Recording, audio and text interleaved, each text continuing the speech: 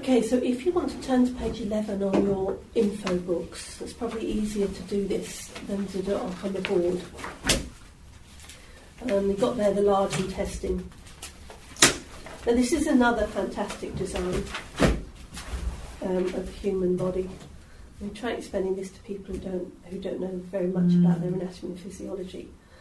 That basically your large intestine goes up here, across there and down there. And it's got 2 right angle bends in it. Actually 3 if you count the one down there. You know, and then you've got an S bend at the bottom. You know, and if you think about it, sometimes when people say they've got bad tummy ache, you know, it's like you think, so yeah, is that the stomach? Or is it the transverse colon? Yeah.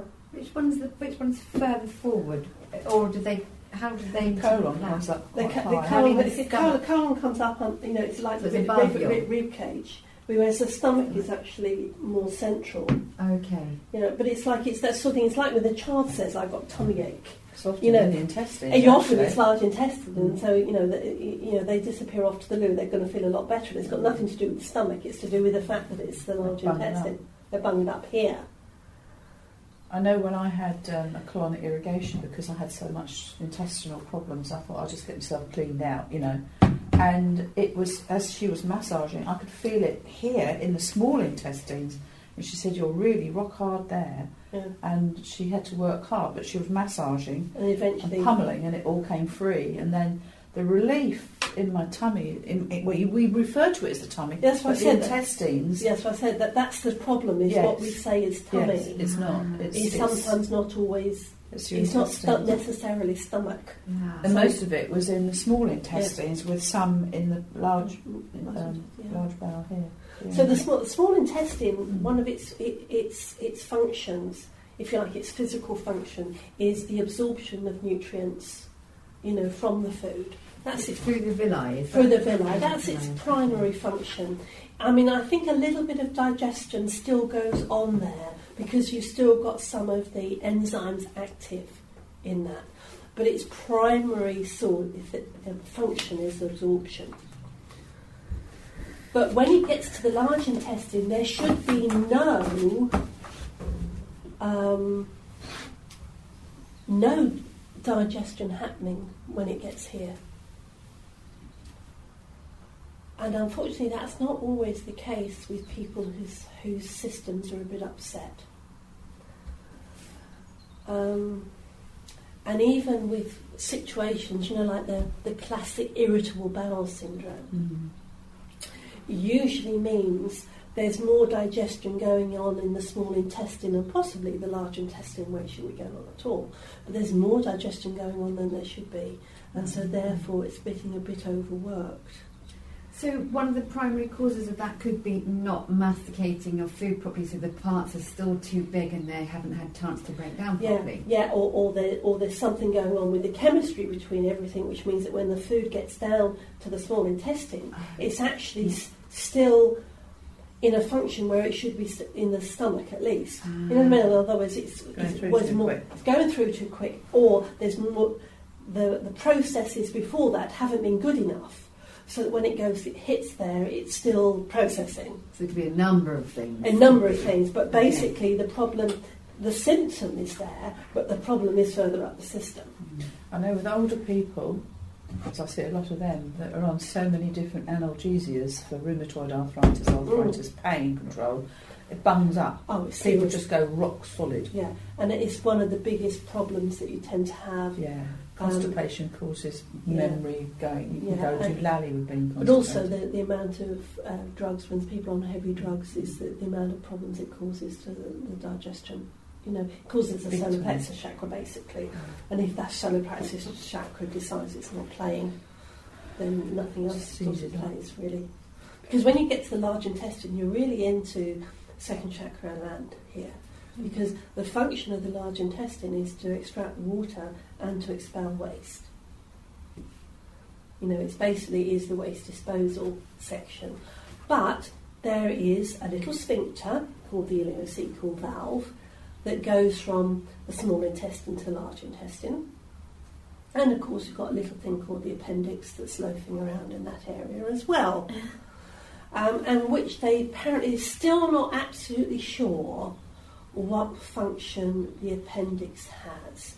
It used to be they thought it was left over from when we used to have a lot more cellulose in our diet. But there's talk now that it actually seems to have a role in the immunity. They're not. It's one of those, like the thymus gland thing. You know, you don't need your thymus gland, so we just, you know, or you don't need your gallbladder. We'll just whip it out. Your appendix will just whip it out. You know, without actually, people don't really know what it does. So you've got a little area down there where the small intestine goes into the large intestine, where you've got potentially got some physical issues mechanical issues that can happen. One of the classics is the ileocaecal valve isn't working the way that it should. In other words, it's not working in time with the peristaltic motion. Yeah. So in other words, if it round shuts, then you've got constipation on every level you can think about. But of course, if it jams open, you get diarrhea. And stuff comes tanking through the area without having had the excess water taken out, which we tend to think of as diarrhea. So there's lots of reasons why that will be. A bug. I was going to say, so a little bug then would affect that valve. Yeah, a little bug. You know, you get a bug affecting because what's happened is it upsets the rhythm and causes stress to the body. So yeah, something like E. coli, where the body's like, right, let's get rid of this, open all valves, evacuate, yeah. You know, and the body, not safe. The body's knowledge about what to do in certain and the ability to react quickly to situations like will vary from body to body. I mean, my body's seriously sensitive on that, and if it comes across anything like that, it will just evacuate both ends if it needs to very quickly. You know, whereas like Si's body, it might evacuate food very quickly, but boy, it won't evacuate bugs. So he tends to have more long-term bug issues if we come across something, whereas mine tend to be more acute, which is more like a child's would be. Yeah. Because a child would say, hey, yeah, right, I'm out, you know, everything gone, thank you very much. You know, it identifies enemy and thinks, right, we just get rid of this. Yeah. So the body's ability to identify what's going on will vary a lot from person to person. Now, when the appendix gets inflamed, there's not really any clear reason why it gets inflamed. Sometimes long-term constipation will do it, because you end up with potentially fecal matter being stuck in the appendix. And of course, once you get something like that in there, it gets all pussy and horrible and whatever, and it gets very, very painful and inflamed. And then, is that what they call a grumbling appendix? Yeah, but when it gets really nasty, that's when, you know, burst appendix, of course, is when the pus decides it's going to escape. The one who has the ileocaecal valve problem, she had appendicitis, and it had been rumbling on for a few days, and she was with her boyfriend, and I took one look at it, and I said, let's just feel round here, and I went, no, we're taking it to the hospital. And it was almost burst by the time I took it out. Of course, the trouble is the pain's not always where you think it is. No. It's like the gallbladder, it refers up the body. And even when they then operate, there's no guarantee the appendix there is actually going to be down here. Because some people's bodies, it's further up. Because everybody's body is slightly different. I mean, I have come across one of my work colleagues' heart was on that side of her body. And they used to use her in the local medical school to really upset the medical students. Yeah, go for a heart. Go for a heartbeat. Nothing. Absolutely nothing.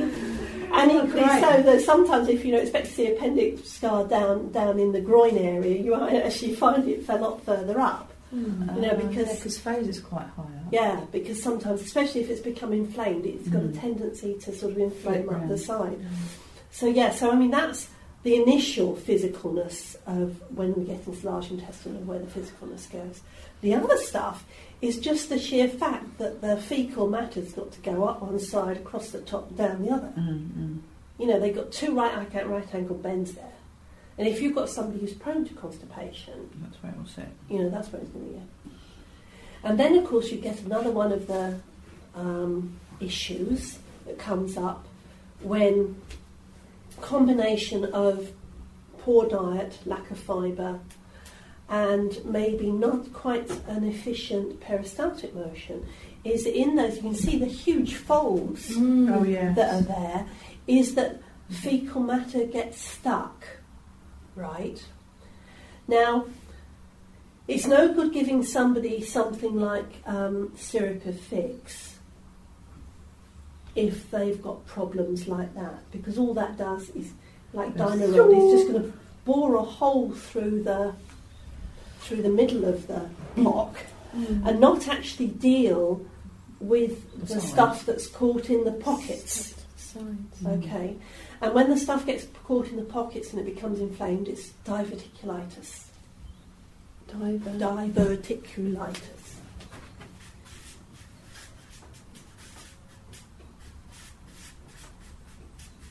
So many people have that. Yeah, it's a very common. It's sometimes in this country, actually, in the UK, British Isles, it tends to be in areas where diet is poor or where the people have been very lax in looking after themselves. Yeah. And certainly proprietary things to help you go are not necessarily going to help the diverticulitis, because they're not going to get into the pockets. Just shoot straight through. Shoot straight through.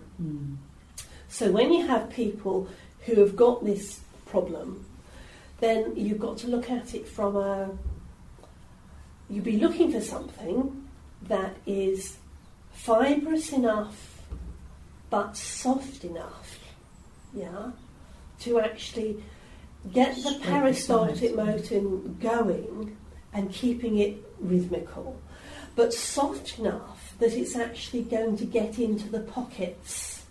Okay, so can you think of anything that would be slurpy enough or soft enough that would actually have got a bit of fibre in it, that would actually...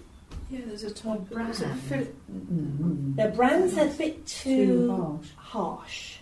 There's a husk of something. Psyllium husk. Psyllium husk, because you actually do slurp them up a little bit, yes. So they've got a couple of things. Linseed? I was going to say linseed as well. Psyllium husk, linseed. But it's funny, I don't understand. Somebody's told me about linseed, but I don't see why they would, because they're so small. Yeah, but you soak them. Like with psyllium husks, you soak them. But there's two other things that would work just as well. That you see, psyllium husks and linseed. Even anybody who's into dietary stuff, disappearing off the health shop, is going to say, "Oh yeah, it's no problem. I'll go get the psyllium husks and I'll get that." They won't bat an eyelid. Pull Joe Bloggs in off the street, and you say psyllium, and they'll say, "What the?" Yeah. So something like brown porridge. Porridge. Oats. Porridge. Yeah. Oats. Okay. Slurpy porridge, not too dry. Yeah, not dry. Nice slurpy porridge is probably the most socially acceptable for most people in this country. Would increasing general liquid food in a diet help someone deal with that? So more sort of soup? No, because you've got to get it fibred so that those pockets... scrape the sides of the bone. Yeah, but nicely. So it's got to be a slurpy scrape. Not a bran scrape, which is like that's like Dynarod, pumice stone. Yeah, not like a pumice stone. It's got to be as opposed to a scrubbing brush. So syrup of figs thing, so like a real fig. Surely that's fibrous. That's different. A real fig. It's got the seeds and everything. Yeah, you see, that would be right. If you stick to the fresh figs are the best thing. If you stick to whole foods, literally like figs, whole food. Or as opposed to the fruit or as opposed to the liquid of it. Right. Yeah. Overcooked brown rice. I was going to say brown rice. Yeah. Yeah. Okay. Yeah, but when it's blown, you know what I mean. When it's gone, it's real fluffed up. When it's really gone further than you would take it probably to eat it. So like a rice pudding-y. Yeah, cereals. Yeah, that sort of thing. That's why that kedgeree hits the spot. That's It's right. rice and the dal together, Yeah, and turmeric to support the tummy. yeah. Very good. Yeah, but that's what. But so that is, and those that are only that literally for a lot of people with large intestine issues, that's your key. Yeah. What you definitely avoid are the proprietary pre-made things like syrup or things or something like that. Yeah. Or anything like that, or anything that you'd get from the doctor to make you go. And the other thing you would avoid is bran.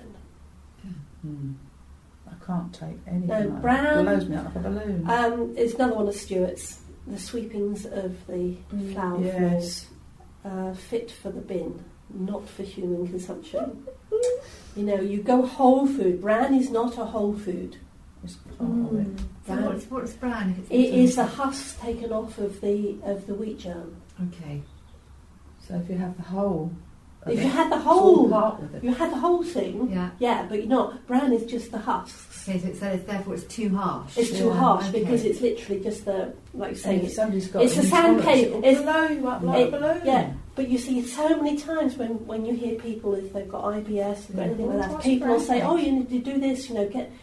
You've got to go calm. You've got to go slurpy. Yeah. You've got to calm things down." And for most people, they're quite happy. The thing is, they'll probably then go and say, "Oh, you mean the oats that I get from the packet I put in the microwave?" And you go, no. So you No. don't mean that then? No, we mean the oats. We mean the oats. Real oats. We mean the oats that you put in the pan, and you put some water in the pan, and you bring it to the boil. So are those oats in the packet to process? Is that They'll be processed. They'll be processed for quick Quick processing. pre-cooked. It's- Yeah. Okay. Says on the Yeah. packet process. It's basically your original Scots porridge oats. Yeah. And of course, if you're going to stay properly Scots porridge, you would make it with water. You wouldn't make it with milk. So it doesn't matter if someone's Water and tolerant. salt. Yeah, a dietary milk intolerance is not a problem because it's made with water. And yes, the Scots normally make it with salt, but of course these days, down on the salt a bit. But And we want to have honey. You Honey. can sweeten it with. and I mean, if you're going to sweeten it, honey is the place to go. Can I ask how long? I know you said that it takes 4 hours to get from Past the stomach for normally. some- Depending on the person's system, and of course this is the problem. Some people's systems work a lot faster than others.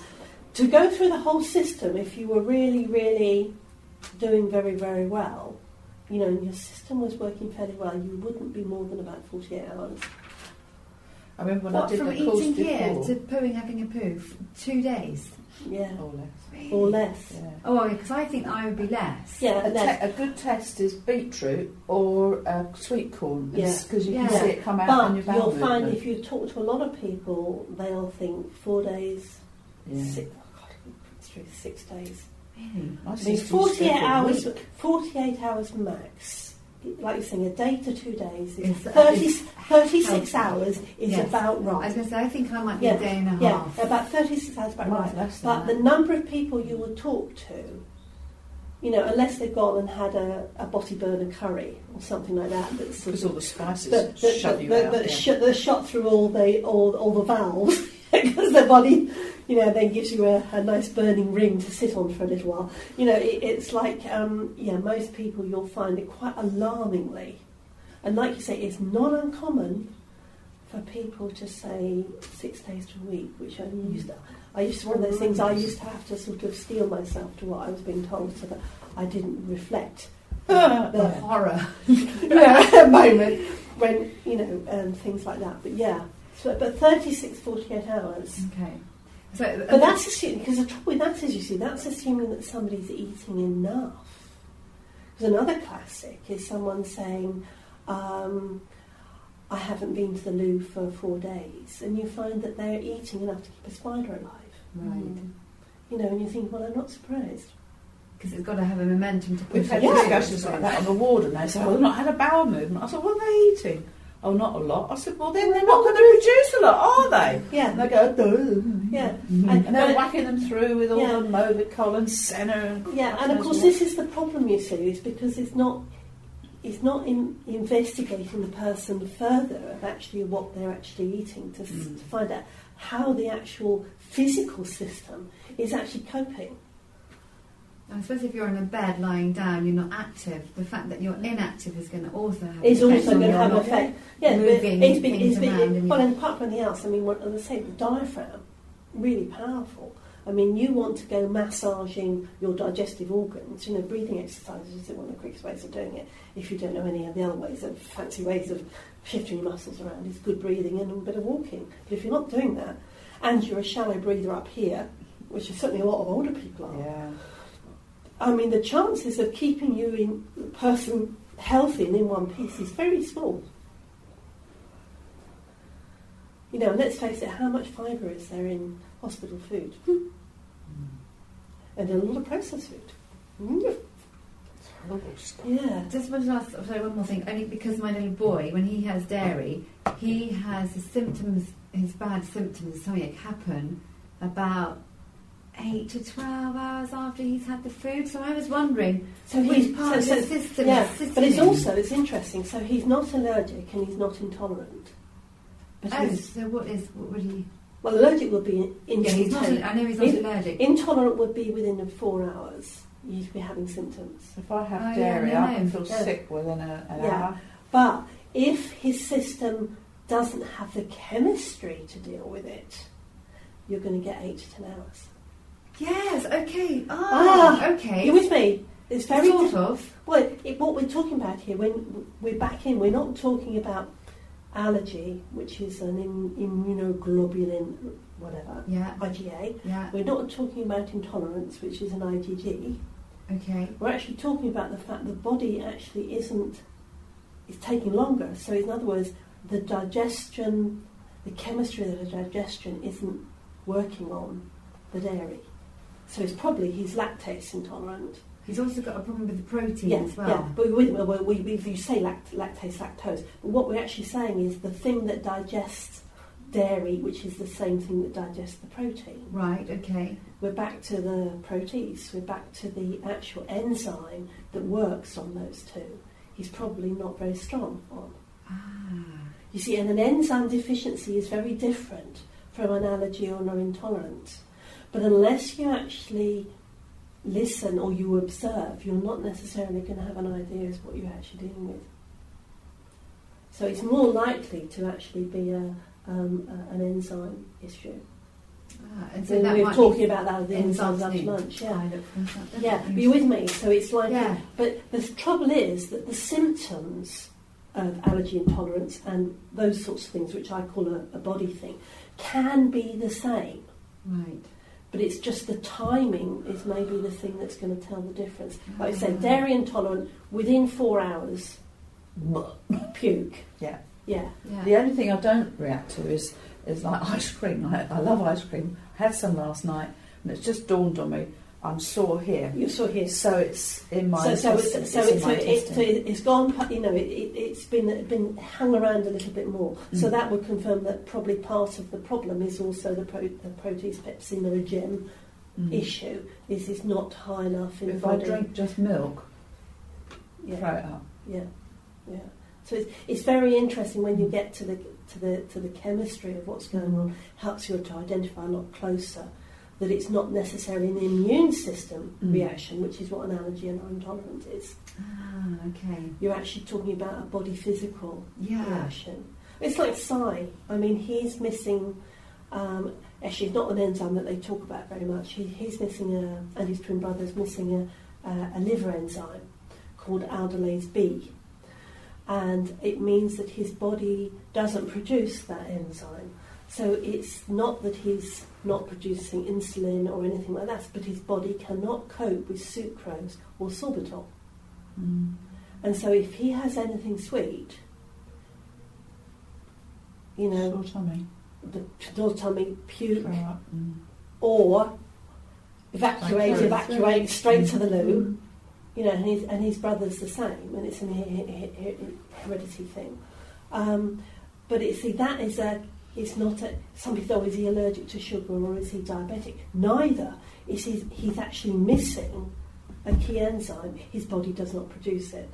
And there's no sort of set term for that then? No. Because it's There's sometimes some fancy name that they give. Fructose. Blah, blah, blah. I said it to Si yesterday. He said, "Oh God, that's just a fancy name for intolerant, but not intolerant, but cannot process." Yeah. But not necessarily, because people tend to put these big, overarching descriptions on stuff, rather than actually getting a little bit more picky about what they're actually describing. Yeah. And when you're talking to clients, this is when you have to, you're really listening to actually what they're saying, how long they get the reaction for, when they get the reaction, so that you've got some idea. I mean, allergy is easy, because proper allergy, if you haven't got an EpiPen by, the person's bang, that's easy. Intolerance is so much more common, and that tends to happen up to 4 hours in eating something, or coming across something, because you can be intolerant to a wasp sting, or intolerant to petrol fumes or something like that, but it's not going to kill you, but it's going to make your life very, very uncomfortable. Yeah. But when your body chemistry is missing some of its bits and pieces, that creates a very different setup. But the symptoms can appear the same. And I do know that the more processed food I have, the worse it gets. So the more whole food that I eat and home cooked stuff, the easier my life is, definitely. Yeah. So I say so. It's really interesting exploring. That's why I said, it sounds dry, but it's actually not, because if you can apply it to what you know and what you experience, you actually realise that you're actually understanding a little bit more. That's what's happening. Everything that we're talking about, little connections. You're suddenly realise, that's what that is. That's what that is. Yeah. And of course, then when you apply it to a client, say, and then they come back and say to you, "Oh, yeah, you're wonderful." You're thinking, actually, no, I'm not. It's just I just applied what I know about how the digestive system works. And because a doctor's not going to do that, a dietitian's not going to do it. And we'll do the intolerance tests. Oh, get it. Yeah, exactly. But it's not understanding is why that person. Does that mean that an intolerance test wouldn't necessarily cover what my boy? No. And if I was to deal with him in the kinesiology I know from HK, he would come up blank on the allergy. He would come up blank on the intolerance. But if I challenged his body knowledge, that's when it would go down. Because allergy intolerance I learned from HK, but when I was in practice, I actually found there was a third test I could do to see how much the person's body knew what was going on.